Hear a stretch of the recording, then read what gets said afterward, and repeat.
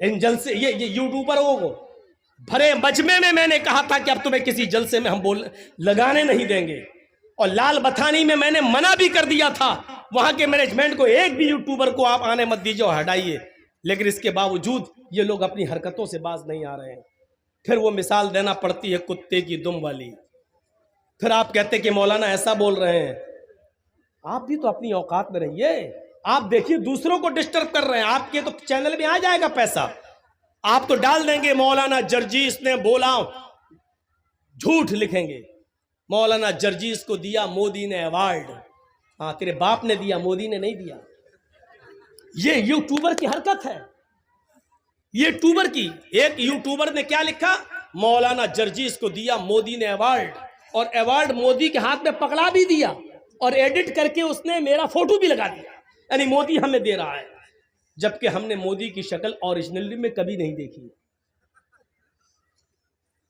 TV में देखी है, कभी आमना सामना नहीं, कभी सामने नहीं देखा, और अल्लाह करे कि ना देखूं। और ये लोग मोदी के हाथ से हमें अवार्ड दिलवा रहे हैं और काम कर रहे हैं इस्लाम का, झूठ बोल बोल के। एक चैनल वाले ने लिखा है, हेडिंग बनाई है, त्रिपुरा के हादसे पर मौलाना जर्जीस की स्पीच। जबकि त्रिपुरा में जब हादसा हुआ उसके बाद से अब तक मेरी त्रिपुरा पे कोई स्पीच हुई नहीं है, मैं बोला ही नहीं हूं, और इन्होंने पहले ही कहीं से काट छांट के वो लिख दी। एक यूट्यूबर ने लिखा, मौलाना ने मोदी को ललकारा। तकरीर सुन रहे हैं तो साहब हजरत उमर फारूक की आ रही है। ये इनकी हेडिंगें होती हैं, और मुझे ऐसे ऐसे लोगों के साथ फोटो में बना के पेश करते हैं जिनकी वजह से हमारे ऊपर 54 मुकदमे ठुके हैं। ये इन लोगों की हरकतों से। पैसा तुम कमा रहे हो, मुकदमे हमारे ऊपर खर्च कर रहे हो।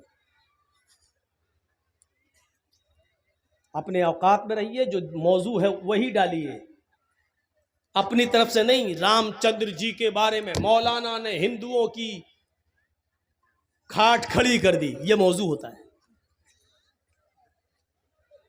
मौलाना ने राम को नंगा कर दिया, ये इनका मौजू होता है। टॉपिक देखिए आप, इसको जितने हिंदू सुनेंगे देखेंगे वो खुश होंगे। हमने जितने जलसों में राम की कृष्ण की बात की है तो भाईचारा बढ़ाने के लिए, ये इस्लाम कहता है, ये हिंदू धर्म कहता है। हमने ये बात कही, ये हेडिंग बनाते हैं, मौलाना ने किया राम को नंगा। यही हालत रही तो तुमको नंगा करना पड़ेगा हमें।